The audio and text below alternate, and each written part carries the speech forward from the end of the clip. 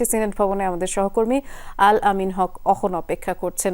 সবাই আসলে এই ভবনের দিকেই তাকিয়ে আছি অহন, কারণ সবগুলো কেন্দ্রের ফলাফল এখানেই যাবে, এখান থেকে আনুষ্ঠানিকভাবে ঘোষণা করা হবে। এখন পর্যন্ত কোনো আপডেটেড তথ্য আছে কিনা জানাবেন।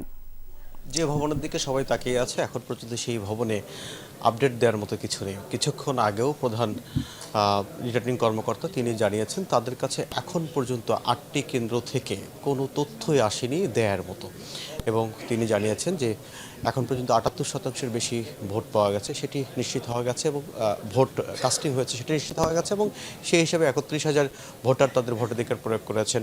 প্রায় 2.25 লাখ ওএমআর শিট অর্থাৎ ব্যালট পেপার, এগুলো গণনা করতে হবে 14টি মেশিনে, প্রতিটি মেশিন প্রায় 8,000 করে গণনা করতে পারে। সেই হিসাবে কিন্তু এতক্ষণ শেষ হয়ে যাওয়ার কথা, অর্থাৎ প্রায় শেষের পর্যায়েও থাকার কথা ছিল, সেটি হয়নি। দুই একটি কেন্দ্রে বিঘ্নিত হয়েছে তেমনটি আমরা জানতে পেরেছি, এবং এই বিঘ্নিত যদি আরও বেশি হয়ে যায় সেটি কাটিয়ে ওঠা বেশ সময় সাপেক্ষ বিষয়।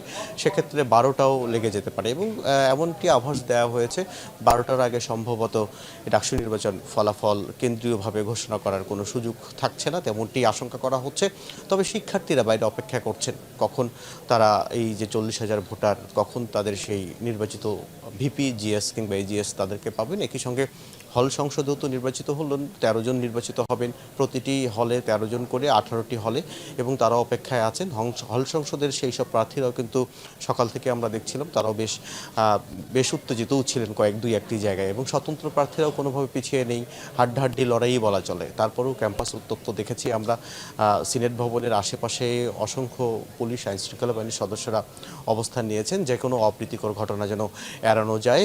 এখন দেখা যাক শেষ পর্যন্ত সেই অপ্রীতিকর ঘটনা এড়িয়ে সুষ্ঠুভাবে ভোটের ফলাফল ঘোষণা করা যায় কিনা। বৃষ্টি শুনছিলাম আমরা। ধন্যবাদ জানাচ্ছি অহন আপনাকে।